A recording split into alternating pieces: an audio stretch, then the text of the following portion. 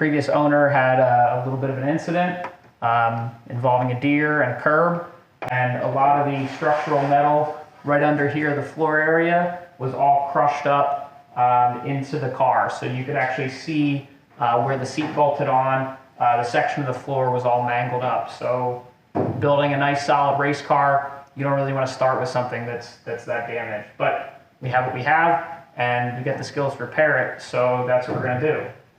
You've probably seen a lot of grinding and a lot of sanding. It's pretty much par for the course when it comes to welding out a panel, getting a nice quality weld without any impurities or contamination.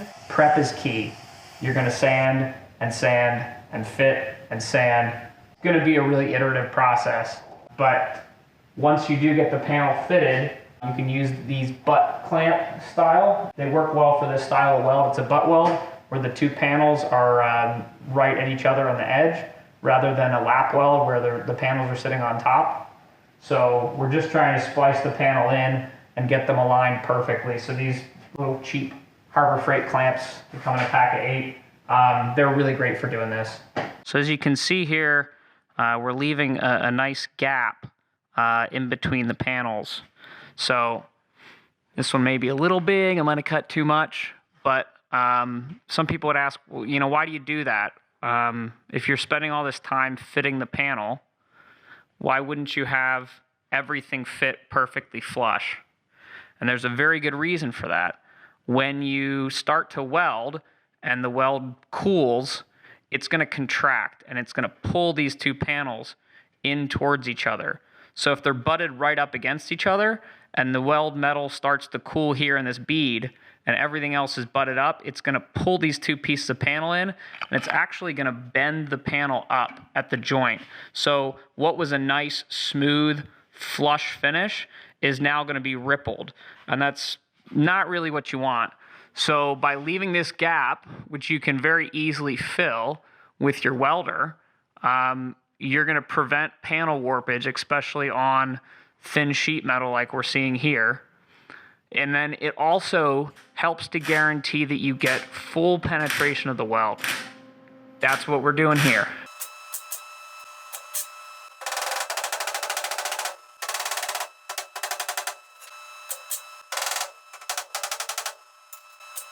Now I'm going to give a hand, and we're going to tilt this car all the way up to 90 degrees to make it much easier at standing height to weld everything out. When I was thinking about this, I imagined it would be more at this height and not at this height. So maybe I'll get a little stepping stool.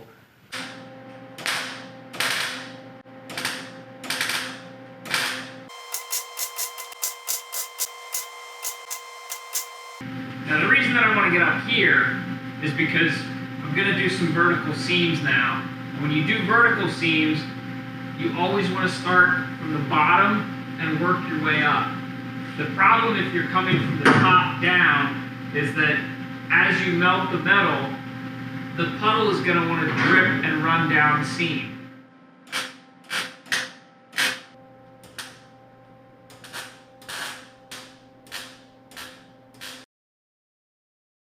So I'll just give you a little show what the welds look like on the front side here.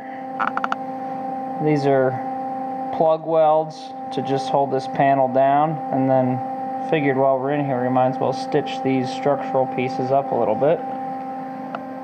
And then we've got inside this box section, come down underneath.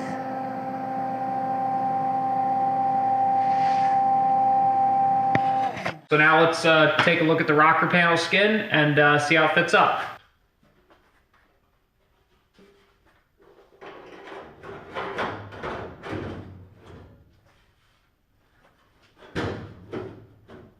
So as you can see, I've already trimmed a little bit of the rear section of the rocker. We're going to start working this upper section here. I've got a bunch of little sections to trim out, try and get the fit closer, and then we'll jump up to the front where we've got some of this top here to cut out, just to get this to, again, line up with the structure, this A-pillar post that's still part of the car. And then same kind of style of welding that we're going to do on this. in terms of where it meets the other panels, just like the underfloor layer. Again, measure twice, cut once, so we're gonna leave a little extra, and then we'll just have to make a couple cuts until we get the fit where we're really happy with it. Part of the reason to trim the panel and just leave a bit of extra length on all the edges is so that now we're really close to these markings here where you can basically trace out the cut lines and get a really good idea of exactly where the panel needs to get trimmed to. All right, so we're gonna head you back to the wall there, and I'm gonna get back to work. Straight away, we do have some fitment issues, and I'll bring it in close so you can see. This fender specifically does just a little bit of accident damage down here at the bottom. So this tab doesn't line up correctly, and I'll just come in with the flat edge dolly, and I'll just try and slowly tap this out, and it should bend the tab back and bring the panel back in line. So you can take this nice and slow. It's not a rush. It's not a race, even though this will be a race car. You just want to basically place your dolly right behind the panel, and then don't need to wail on it. So feel comfortable to just choke up a little bit and just give it some light tap and watch the panel come straight. So you can see it's already starting to move a little bit. So what I'm going to try and do is I'm going to flip over to this side of the hammer. So instead of trying to flatten, what I'm going to do is I'll use the dolly and I'll keep the surface flat, but this will actually spread and stretch the metal a little bit, and I'm only going to tap on this side to try and lengthen the metal over here to just bend this panel just a little bit more back up and get everything nice and straight.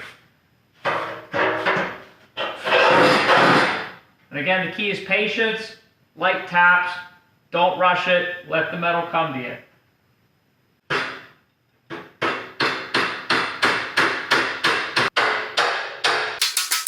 Great. So we got the rear edge nice and straight now.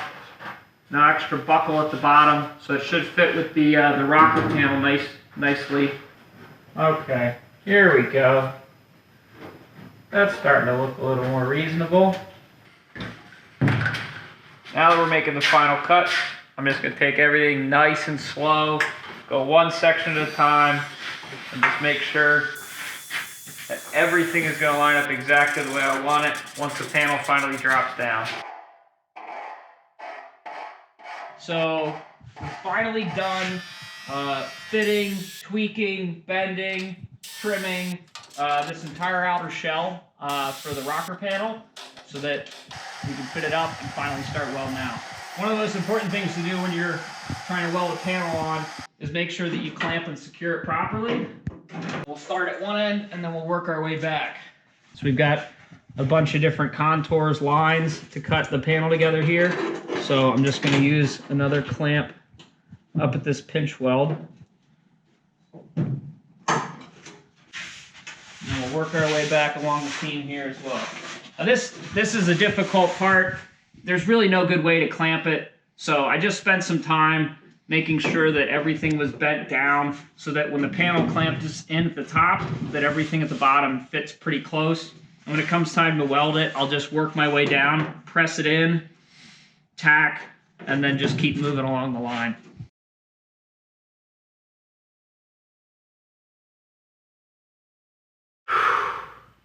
So it's about midnight, but after days and days of work, the panel's finally fully welded out. Now that this panel repair is done, that's it for tonight. I'm exhausted.